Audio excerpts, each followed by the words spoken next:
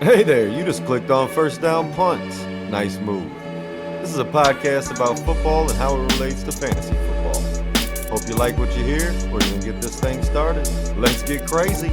And welcome in, everyone, to another episode of First Down Punts. I'm your host, Coach Chris. Today, we're going to be going over our Week 4 injury news and waiver moves to make because of it. Before we get started, my apologies on the Week 3 preview video that I did not get out. I had to go out of town this past weekend and didn't get a chance to record it, so apologies for that. And in other news in NFL, the Texans have traded Cam Robinson, who they actually just signed to a pretty valuable contract in this offseason. They traded him to the Browns to replace the injured DeJuan Jones there, who went on IR last week. So Texans make another move to their offensive line. We'll see how it goes. They definitely played better this past week, and we'll get into that when we get into our review video tomorrow. But for today, I'm just going to go over all the injuries, or as many as I found so far, and what we should do in the waivers for fantasy football. Let's kick this thing off. We're going to go through a couple teams to start with because a couple teams got hit a little bit harder than others. The Ravens, Nnamdi Matabuki went to IR this week. He was already banged up and already missed 2 games, I believe. I think he got hurt in week 1. And they decided to put him on IR and don't think he's going to be back this season. In bigger news for fantasy-wise, Lamar Jackson has a hamstring injury. Actually had to leave this game and did not come back. Some have speculated it was because they were down by enough that there's no point in playing him anymore. Harbaugh came out and said, no, he couldn't come back even if the score was whatever. Who knows what that is, but it's still something to pay attention to because he's the engine there, man. If Lamar ain't there, Baltimore's done. Roquan Smith, there's going to be some of these other players. They were already banged up, and they got more banged up. Roquan Smith, grade 2 hamstring. He had to leave the game. Marlon Humphrey has a calf injury. That's a multi-week injury that's already came out that he's going to be out multiple weeks. And then Ronnie Stanley, their left tackle, has an ankle, and he had already came into the game questionable with the ankle and ended up having to leave. Good chance he misses the upcoming week. We'll see the severity of it as news comes out, and I'll try to update you guys as I can. In the Eagles, they suffered a few injuries. Lane Johnson and Jalen Carter both left with a shoulder injury. Lane Johnson did not return. Jalen Carter did, so that's good news on Carter front. He should be okay, but just something to watch for that defense. And then their defensive end, Agbo Akarankwo, he has a torn triceps and is being placed on IR and will be out for the season. The 49ers quarterback Brock Purdy, his toe, he came out of the game. He played the whole game, but he came out and the toe is bothering him. And he's going to be questionable for a Thursday game. They got the quick turnaround. Good chance Mac Jones starts this game again if Purdy doesn't feel any better over the next couple days. And then Jackson Dart, rookie, got his first start, got the Giants their first win of the season. Great for him. But he got checked for concussion during the game, didn't have one, and then came out of the game with a hamstring injury. Clearly not that severe. He played most of the game, or he played all of the game. Like I said, they got their win, but just something to keep an eye on going forward, that if he does have an hamstring injury, adrenaline wears off. You never know how that reacts over time. So something to keep an eye on. Malik Nabers. Here goes a couple of real bad ones, guys. Malik Nabers, torn ACL, out for the season. Happened, I think, in the second quarter, late second quarter. And the Giants still got the win, so that's great news. They lost him and still ended up getting a win. But terrible news that they lost Malik Nabers. And it sucks for fantasy, it sucks for football, and it sucks for the Giants. Miami, Tyreek Hill destroyed his knee. I immediately texted my friends, don't watch the replay if you didn't see the first one, basically, because his knee was dislocated, which is what my original thought was, the way it was looking, pointed the wrong direction type stuff. But in doing so, in the dislocation, he tore his ACL, and they're still trying to figure out how many other ligaments he might have torn. So he's out for the season, needless to say, and going to need a replacement there in Miami and going to need a replacement on my fantasy team because the injuries have been coming left and right. Every week I've had an injury so far, and they just keep getting worse, man. Calvin Ridley played a smaller percentage of snaps this game. He's dealing with an undisclosed injury. You always love those. Can't tell us what's going on with him, so we got an idea how to treat it. But definitely played a far fewer amount of snaps in this game, and it showed in his fantasy stat line. That's all there is to it. So He's banged up right now, probably a sit in fantasy and try to figure out what's going on with him. Darnell Mooney started the season not playing, had to lead this game due to a hamstring injury. So Mooney's a drop. Go ahead and drop him. Doubt he's going to be back. They have the bye week this week, anyways. And depending on the severity, he could be out for a while. He could get put on IR. He might be back after the bye week. So maybe wait a couple days to see what the news is. But if you're looking for a replacement for this week with him already being on the bye, go ahead and drop Darnell Mooney. He'll be out there when you're looking for him. Juwan Jennings, he is dealing with two Niners wide receivers left this game. Juwan Jennings left with ribs injury after already dealing with I think it was a hamstring injury. I forget what it was when he came into the game. He was already banged up. And then Ricky Pearsall was already banged up as well, but left this game with a sprained PCL or a possible sprained PCL. I don't know if that was actually diagnosed yet, but it was definitely what they were worried about. If that's the case, he's going to be out at least 2 to 3 weeks. So Kittle can't get back fast enough, and the Niners could be looking to make a trade or sign another receiver. They did just get Kendrick Bourne under contract a couple weeks ago and got Demarcus Robinson back from the suspension? Yeah, he was suspended. So they still have some options there. They traded for Sky Moore already from the Chiefs, which he ain't done nothing. But just Purdy needs options, or Mac Jones need options to throw to, guys. And I know Christian McCaffrey can catch 15 passes a game, but it might be required if the Niners want to keep winning. Browns wide receivers Cedric Tillman and DeAndre Carter. Tillman, much more involved in the fantasy aspect, has a hamstring and is going to be out for a while, multiple weeks. DeAndre Carter has a knee injury and has gone on IR already. They put him on IR today. And then Xavier Legette for the Panthers has a hamstring injury. I know he's going to be out a few weeks. I can't remember if they put him on IR yet or not. They might still be determining if they want to or not. But definitely something to pay attention to for fantasy-wise. I wouldn't have Xavier Legette on my team, and he shouldn't be on yours unless you're in a dynasty or something. Running back situations, Jaylen Warren pissed a lot of people off this week. Let's put it that way.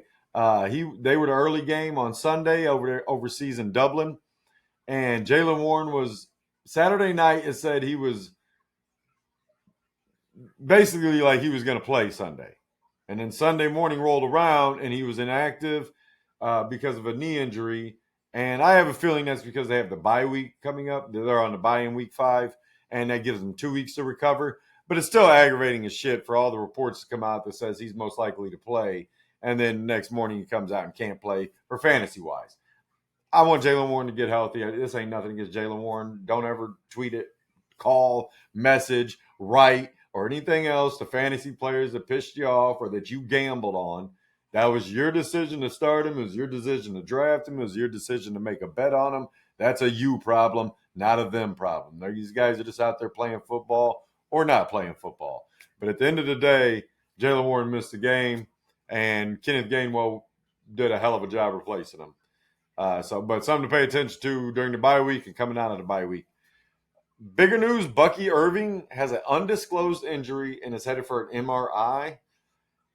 I think it's an ankle based off the way he got rolled up on one of the plays, but who knows what it is, man. And they haven't said anything, and we won't know anything until they get some definitive results, I'm sure, or Wednesday when they have to start giving out injury reports or practice reports and say what is wrong with the player.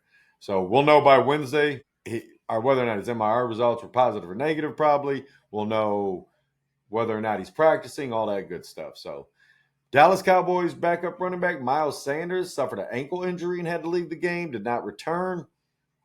Something to pay attention to if you have Sanders. He's been involved enough that you might have had to flex him in due to injuries or something. I know my buddy in our home league did because we start 3 running backs. And he's already dealing with injuries, like I said. If Sanders is out, maybe Jaden Blue finally gets activated. I don't know. Coach said he's been practicing better this past week, so it's possible that he ends up being the number 2 there for a while Sanders is out. Braylon Allen, another guy on my home league team that I lost, possible sprained MCL or worse. He got hurt on a kick return. Guy came in sideways to his knee, didn't look good, didn't snap or nothing, but he was planted when he got hit and bent in a little bit. Never looks good when it happens. Some guys are more flexible than others, but when you're playing it, it's always a dangerous thing. If it's an MCL sprain, that's probably the best case scenario. He's out 3 to 4 weeks. If it's an MCL tear or anything like that, he's probably going to be out for the season. So something to pay attention to if you have Braylon Allen. On the offensive line, Joe Alt was carted off and has a possible high ankle sprain. I don't remember if they definitively said that or not. I know they said it was his ankle, but not sure if it's a high ankle sprain or low ankle, mid ankle, whatever. But definitely, after losing Slater there for the Chargers, Joe Alt going down, it showed up in that game versus the Giants because the pass rush was getting to Herbert and disrupted them and ended up getting the Giants a win. So Colton Miller, the tackle for the Raiders, same thing, possible high ankle sprain. He had to leave this game. Be interesting to see what happens there. Ginty had his best game of the season at 3 touchdowns, over 100 scrimmage yards. Hell of a game.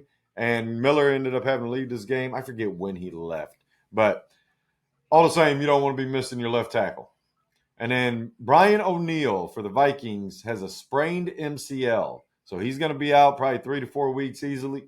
And that offensive line takes a hit. Now, they got some decent depth there with their free agent signings and the draft picks. So might be able to sustain dealing with that. They have their left tackle back, Darrisaw, now. So definitely something that's helping out. But it sucks with anytime you lose an offensive lineman. It's going to disrupt your offensive flow a lot of times. So. And then a couple other DB injuries. Michael Carter II there with the Jets got banged up last night. I don't think he came back in. I forgot to check to see if he ended up coming back in. And then for the Detroit Lions, we already talked about Marlon Humphrey with the Ravens, but Kirby Joseph got banged up in this game, and DJ Reed got banged up in this game. DJ Reed, Dane Campbell's come out and said he's not out for the season, but he's probably going to miss some multiple weeks and probably an IR candidate, basically. Campbell didn't say the IR candidate part, but definitely said he's going to be out a while, but doesn't think it's going to be a season ender. So that's aggravating news for the Detroit Lions defense that's been playing their ass off the last few weeks. And Terry and Arnold, the corner, also got banged up. So it was a rough day for the DBs there in Detroit. Might mean start your fantasy wide receivers against them over the next couple weeks while they're out, but something to pay attention to for Lions fans and if you have the Detroit defense in fantasy. A couple other things in injury notes.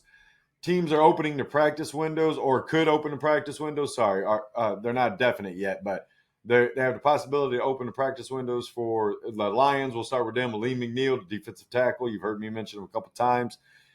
He's a hell of a player. Lions, it'll just be a great addition to that defense. Already getting the rookie there, Tyreek Williams, and having DJ Reader in the middle to get a Lee McNeil back will be just that much better for the defense.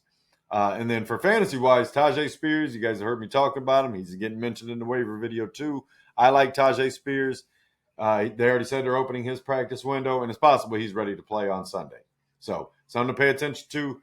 And then Taysom Hill for the Saints. I honestly did not think Taysom Hill was going to have a chance to come back this season based off the injury last year. But it got reported last night, early this morning, I forget what it was, that they're considering opening the practice window for him as well as one of their defensive players. But I'm more worried about fantasy when it comes to Taysom Hill. And Taysom Hill's a tight end that, hey, man, he's a guy, you've seen him. They use him at multiple weapons, QB, running back, tight end, receiver. He goes out and does all types of crazy stuff. He's just a gadget guy. But he's a fantasy player that when he pops off, it's spectacular. And the rest of the time, it's like, hey. But Juwan Johnson's been killing there with the Saints so far in fantasy with no Taysom Hill there. So Taysom Hill coming back could definitely end up hurting his stock and help Taysom Hill's stock. And then not expected to return yet. Niners came out and said Brandon Ayuk. It's still going to be a while. And then Jalen Coker, he's eligible to come off IR, but I don't think it's going to happen for a couple more weeks. But just somebody to keep paying attention to, keep an eye on the practice reports. Once they open that practice window, that's really when you want to pick a guy up in fantasy. So on to our waiver ads. We will start with our quarterback situation with some bye weeks coming up. Justin Fields, obviously, I've been a big Justin Fields guy all offseason. They started the season a little bit rough, but Fields' rushing capability was on display again yesterday. He's fantasy gold when he's playing like that. And when he can escape the pocket and get on the move, his speed is impeccable. So he's a guy I'm always going to recommend picking up as a second starter. Hell, sometimes just a bye week filler or something. Maybe you got a banged up guy. Maybe you got a Brock Purdy. Go get Justin Fields in those single QB leagues. But in 2 QB leagues, he should already been on a roster. If not, go grab him. Another guy like that, Sam Darnold. Sam Darnold's been playing really well this year, proving that last year was not a fluke. No, he's not having the same success in the stat category, but he's still doing great. I mean, he's still doing really good for what he's dealing with there in Seattle. Different kind of offense, a whole new setting, all new players he's getting used to. And I'm guessing it's only going to get better over the course of the season. And then obviously the rookie Jackson Dart. Now that Russell Wilson's been benched, he was in our waiver ad last week. Jackson Dart is a guy you should have on your team. Definitely as a third QB and possible number 2 QB after these first couple of weeks. He'll probably get a little more steady on see how he's going to score.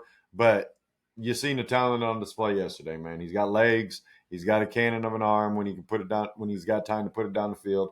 And it's going to be fun to watch the rest of the season. Running back situations, Woody Marks. He's basically taken over Nick Chubb. It was basically 50-50. Marks had actually 2 more carries, I think. I think it was 17-15 or something like that for Houston this week. Woody Marks has taken over. I talked about him last week in our waiver ads. I have him on my team right now because I had Chubb as well. I actually just traded Chubb and kept Marks, and I'm really excited about it. Sean Tucker, with the news of Bucky Irving getting an MRI, Rachaad White should be in this category as well, but he might already been on other teams. In your league, somebody's probably already got him, especially Dynasty, somebody's got him. In smaller leagues, Rachaad White, I would go get him and Sean Tucker and figure out which one's going to be the replacement. Rachaad White's definitely already been the number 2 there, so he'd probably get first crack at it. But Sean Tucker balls out when one of those guys is missing. So that's why he's on this on my waiver ads. But Rachaad White and Sean Tucker are both worth an ad in a league. Jaden Blue. With the mention of Miles Sanders, Jaden Blue is back in the conversation. If he's going to be active this week, he's a guy I think you should be interested in as a pass catcher. Obviously, Javante's still doing his damn thing there, but Jaden Blue is a guy worth picking up if Sanders is going to be out multiple weeks. Emmanuel Wilson, Green Bay Packers running back. Jacobs, he's been more and more involved over the last couple of weeks. Wilson has, and I believe he does kick returns too, which makes him more valuable if your league gives return yards. But Emmanuel Wilson has just been getting involved, and they've been kind of relieving Jacobs a little bit more. Jacobs has been dealing with a little bit of injury. He's just a little banged up more than anything. So, and he did great the other day, so it's not like he's missing a bunch of time or something. But he's just a guy I think you should be interested in as far as, hey, man, if something happens to Jacobs, this guy seems to be who they're going to replace. Brooks is kind of that receiving. Chris Brooks, I believe his name, there in Green Bay, that is more of a receiving option. But Emmanuel Wilson's got talent. And if you're the Jacobs owner, I would definitely have this guy on my team. If you're somebody who needs a running back, desperation type stuff, Wilson's been involved enough, and he'll grab a touchdown every couple of weeks. Maybe you can throw him in for a week and a fill-in and get that be the week that he gets the touchdown. So Kenneth Gainwell, he was already a waiver ad in our last video, simply for the fact that he's the number 2 in Pittsburgh. And like I said, with Warren being ruled out shortly before the game on Sunday morning, Gainwell scored 29 points in my home league. Had 2 touchdowns, played a hell of a game. Bunch of catches, good rushing yard stats, and definitely somebody you should be grabbing off the waiver. Him and Marks are probably the top priority. Tucker would probably be the next guy. Tajay Spears, I'm going to keep talking about him, like I said. Oh, shit, we got breaking news. Lamar Jackson not expected to play next week. Ho, buddy, that's bad news for my buddy in my home league. He's got Lamar Jackson. I do not. I have Lamar in like multiple leagues, though, so that's bad news for me, too. I get excited because my home league is the main league, but I start thinking about all the other leagues. Go, no, I got Lamar, too. But Lamar Jackson is out for week 5, not expected to play. Going to be interesting what happens there in Baltimore. I would advise not starting very many people. Justice Hill would probably be the start. Him and Derrick Henry play the running backs. Mark Andrews, anything close to the line for that backup there. Cooper Rush. I don't know. Cooper Rush might be able to come in and ball. You might still be able to start Flowers with Cooper Rush. I have to look at the matchup. I forget who they're playing this week. So we'll get into that when we get into our week 5 preview. And I'll give you a better idea who I think you should start. But right now, Lamar Jackson most likely not playing week 5 is bad news for fantasy. All right, back to this. Whew, that was break. We never had a breaking news in the middle of the show. How exciting!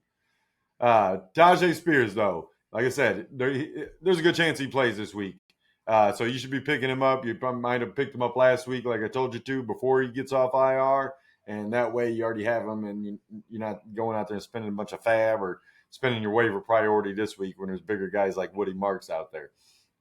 Uh, Kendre Miller. This is another guy, man. I would put him up a little bit higher too, because if Alvin Kamara gets traded, Kendre Miller he balled out this week. Like, it wasn't some dominant performance. He just was very involved and looked really well when he was playing.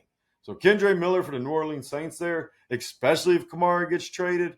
Maybe they trade Kendre Miller. I don't know. But it felt like something was going on there. And if so, it's something to pay attention to because Kendre Miller was involved. He's a guy that if they're going to involve him like they did this week and have that two-back system, both of those guys are going to be valuable enough to start. Kamara probably is a low number 2. Kendre Miller is a flex player, third running back type guy. But I would hold off on just throwing him in there right away. Something to pay attention to. If it happens again this week, then I'm really excited about what the forecast could bring over the next few weeks for Kendre Miller. But somebody you should be grabbing off the waiver just as a chance. Hey, man, if they trade Kamara, now I got a starter. Or if they're going to start doing this split backfield more and more to 50-50 instead of the 70-20 or 70-30 or whatever it was with him. He's a guy in that offense that listen, PPR leagues, I don't know why people aren't playing PPR or at least half PPR, but PPR is the best way to play. Guys get paid. I get the half PPR. You want to do that, that's fine, but at least they're still getting points for doing their job, which is catching the ball. Kendre Miller had some catches this week, had a lot of rush attempts, looked good doing so. So that's why I think it's possible Kamara gets traded. And the Bears are on bye week this week, so possible candidate. Emari Demercado, Arizona running back. He ended up getting a touch. I think he got the touchdown this week. Maybe that one got called back. I'd have to go back and look at it now, but definitely was involved. Like I figured as much as he would be with Connor being out. Trey Benson's the starter, but didn't look really special out there this week. Demercado got enough attempts that he's worth a waiver ad and to see what happens going forward. I mentioned it last week. Once Connor went out, Demercado does kick returns and does, I think he does, maybe it's punt returns. I forget. But Demercado definitely is a guy that's worth an ad in the league. Obviously, Trey Benson was the big ad last week, but Demercado is a sneaky ad. And he's the guy to get on your roster. If something happens to Benson, then he's definitely the starter. And he's being involved already, even though he's not the starting running back. So Devin Singletary, another guy I talked about last week with the Cam Scatterboo becoming the starter after Tyrone Tracy got knocked out for a few weeks. Devin Singletary is a guy you might be able to start over the next couple of weeks with his return game and being involved enough this week that piques my interest of, hey, maybe this guy can be a bye week filler. You pick him up for 1 week, you start him as a bye week filler, and you drop him next week because Tyrone Tracy's back. Whatever. But just a guy I think you should be looking into in these deep leagues. Xavier Scott, another guy. They're in with Minnesota, with Aaron Jones being on IR. Xavier Scott has been involved in the last 2 weeks. Like I said, another one of those just piques my interest. Hey, what is going on here in Minnesota? Not always taking over Jordan Mason. Jordan Mason's playing great. But more about this guy is being involved enough and looking good while doing so that it makes me go, hey, this guy, if you're the Jordan Mason owner, maybe you should have this guy on your team. Or if you're the Aaron Jones owner and you don't have Jordan Mason, maybe go pick up Xavier Scott because you need a running back. You know who I'm talking to there in my home league. Isaiah Davis, the Jets running back, third string running back and kick returner, with Braylon Allen going out with a possible MCL sprain or worse. Isaiah Davis becomes the number 2 there. Aaron Glenn's already talked about he likes him. That's why the whole rumors about Breece Hall getting traded before were happening, because we love all our running backs, the positivity that sometimes comes. But Isaiah Davis is a fine little guy. There's a funny story with the guy that I'm talking to about in my home league about Xavier Scott during the draft last year. But Isaiah Davis, hey, he's got a little bit of talent and does kick returns, which just adds to the possibility of scoring points. And then the last running back would be Brashard Smith, Kansas City running back. We already talked about Pacheco and Kareem Hunt. But Brashard Smith has got burst that neither of those guys got. And has been on display on a handful of plays. Now, they mainly use him as like a little gadget guy running quick screens or just passes to the flat, short crossing routes. They haven't really used him as a running back quite yet. I'm interested to see if they start, just because the last lack of success they've had through the first 3 weeks. But with the way their offense played this week, who knows? They might feel like they're getting it rolling now and taking care of Baltimore this week. The way they played, they might not feel like it's such a huge rush to change from Pacheco and Hunt to the younger kids. So that's why he's at the bottom. Just a guy in dynasty leagues. Yeah, you maybe go grab and put on your roster. In deep leagues, I don't know how big your bench is. We got a small bench spots compared to the amount of starters we have in my home league. But other leagues, I have huge benches, and if so, I'm going to try and grab this guy if he's out there. Wide receivers for waiver ads. Obviously, number one, Romeo Doubs. Talked about him last week. He's been a sneaky start this year already. With Jaden Reed going on IR, Romeo Doubs is the number one there. Matthew Golden is yet to prove that I was wrong. I guess that's the best way to put it. I don't believe he's the number one. He has yet to show me that he is. And I'm going to keep rolling with Romeo Doubs, who had 3 touchdowns this week. Alec Ayomaner. Ridley is banged up right now. They're shortening his snaps, his percentage of snaps that he's playing. Ayomaner, while not dominant, has continued to look good. He looks good out there, man. And he's a guy you can use as a bye week filler, as a depth piece, and be able to start and feel like, all right, this guy's going to be involved enough. Tennessee's not hitting some giant offensive stride, but Ayomaner has been involved damn near every week to where it's. I've been talking about him every week in the waiver ads because I think he should be on rosters. And in deep leagues, if you need a receiver, he's a guy I'd be picking up. Another guy, Darius Slayton from the Giants. With Malik Nabers going on IR, him and Wan'Dale Robinson. Hopefully you guys already picked up Wan'Dale last week or the week before. But Darius Slayton becomes interesting now because he was number 3. Now he becomes number 1, maybe, definitely number 2. And Nabers is out for the season, so this is the rest of the season unless they make a trade for someone.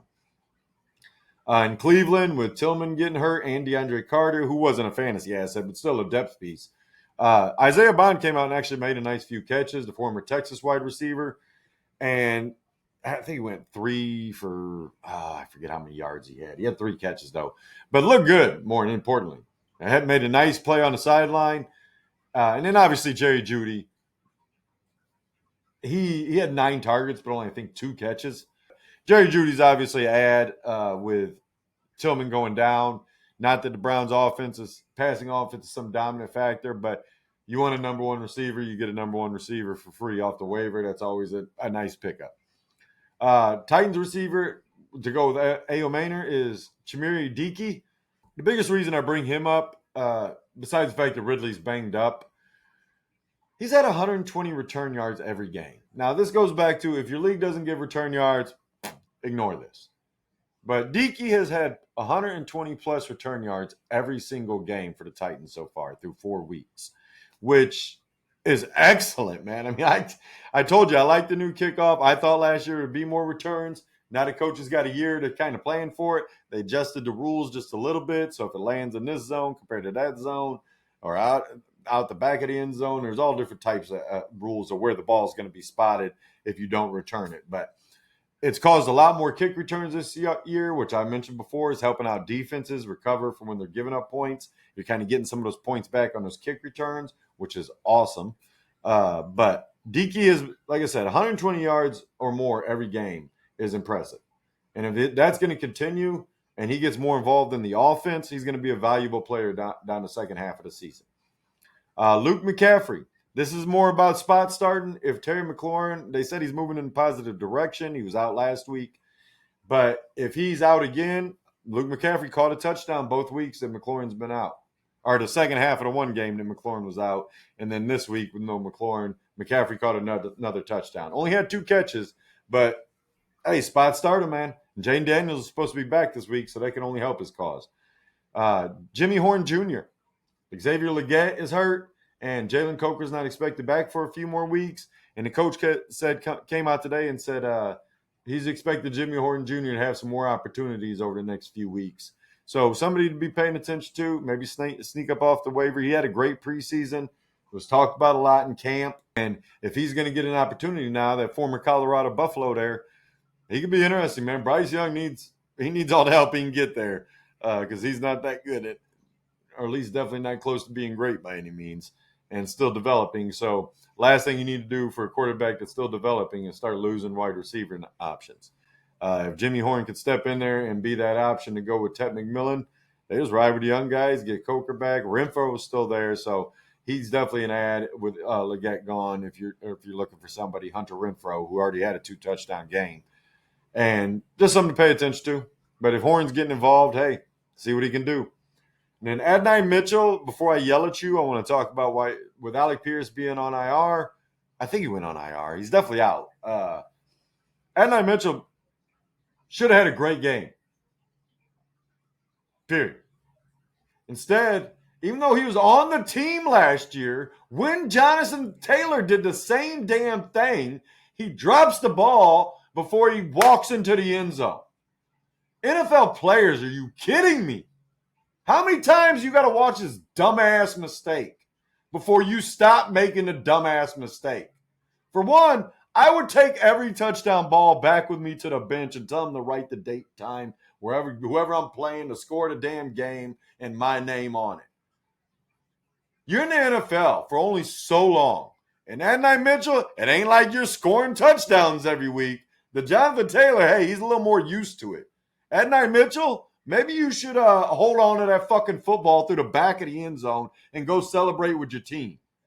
Because I'm sick and tired of these guys doing this shit, man. I don't even have this guy on my team. I had Jonathan Taylor on my team last year when he did it. I was pissed at him. It drives me nuts, man. You can't hold on to the ball. You got to celebrate. You're so damn selfish that you got to start celebrating before you scored a touchdown. Stop it. Stop it. You're costing your team the game. Colts could be 4-0 right now.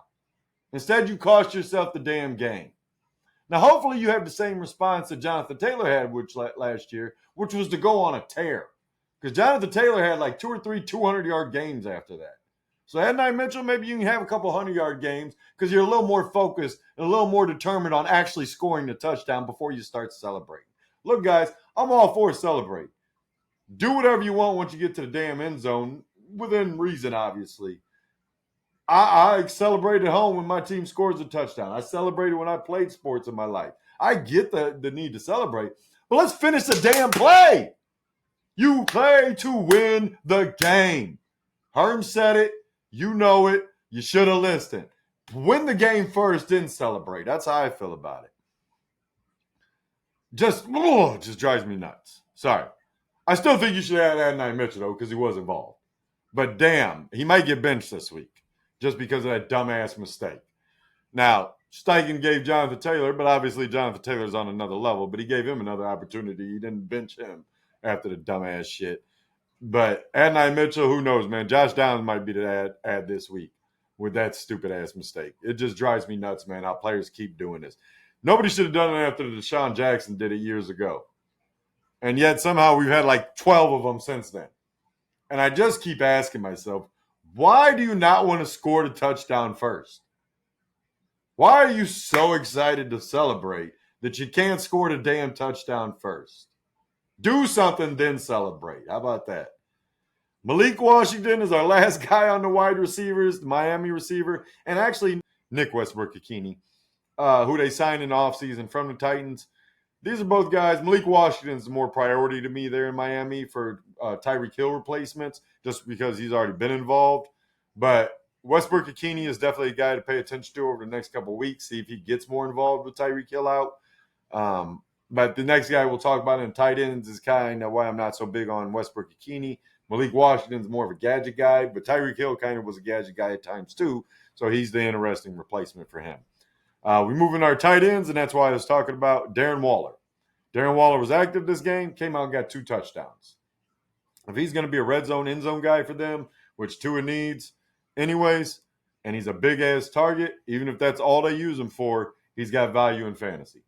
So definitely a guy I picked up already in my home league, and a guy I got waivers in on multiple other leagues for the fact that if Darren Waller is going to help he's going to help replace Tyreek Hill, it's going to be exciting if he's back and can do what he did with the Raiders years ago. I don't believe that's going to be the case. I don't think he's going for 1,000 and what was it, 80 catches, 90 catches, or whatever he had that year. Had a hell of a year there with the Raiders. I don't think that's happening, but I do think he can be an easy red zone target. And if he can stay healthy and the season progresses, I'm going to be more and more interested. But I'm in. I told you, like I said, I got Kittle. He's out another week. I went ahead and picked up Darren Waller because these other guys have not been getting it done. Harold Fannin Jr., Cleveland tight end, still involved every week. Njoku, not like they're kind of splitting touches, but Fannin's involved in all types of different ways. Where Njoku's mainly just an inline tight end, and that's why Fannin's the more interesting play to me, and a guy I still think you should be picking up if you haven't yet. And then Taysom Hill, we talked about a little bit ago. He's like a deep league stash. If you got an IR spot, maybe pick him up, put him in IR, see what happens over the next quarter. If they open his practice window, I'm interested because they need weapons there. They need all the help they can get there with the Saints. And granted, this isn't Dennis Allen and the former coaching staff. It's not Sean Payton. Who knows what Kellen Moore can do with Taysom Hill, man? Kellen Moore's a hell of an offensive coordinator. You give him a player like Taysom Hill, he might be able to do all types of stuff with him and just make that offense more valuable and even make it more possible that they trade either Kamara or Kendrick Miller. So defenses for waivers, the Giants, but just this week, I'm not ready to go all in on the Giants. But they're playing the Saints this week, and their offensive line hasn't been spectacular by any means, allowing pressure and everything else. And you've seen what that defensive front could do after the Chargers with a banged-up offensive line. Chargers are a much better team than the Saints. So if the Giants could do that to the Chargers, they definitely could do it to the Saints. I would advise picking them up as a spot start this week, especially for a team like myself. I got the Patriots. They're playing Buffalo this week. I really don't want to play the Patriots against Buffalo. Snatch up the Giants, start them against the Saints, drop them, and then worry about going forward with the Patriots there. Cleveland, for as many points as they allowed against Detroit, they still had a decent fantasy day because of return yards, because of pressures, but they've been good all season. This was their worst game, and it wasn't negative points. It wasn't any of that. It just wasn't double-digit points or anything. But going forward, I would still be willing to start Cleveland's defense. And then the Patriots defense, I actually think you should pick up after this week or maybe this week. Somebody's going to drop them this week, like myself. They're playing Buffalo. You don't want to play them against Buffalo. The next 4 weeks after that, they got great matchups. Carolina's in there. The Saints are in there. A couple other teams that they could probably take advantage of. And somebody I'd be looking to pick up after this week or this week when someone drops them. If I got an extra spot, swoop them up off the waiver and then start them for the next 4 weeks. So other than that, guys, we're going to get out of here. I hope everyone's having a good afternoon, good evening, good morning, whatever time you're watching. Until next time, I'm out. First down, Punts!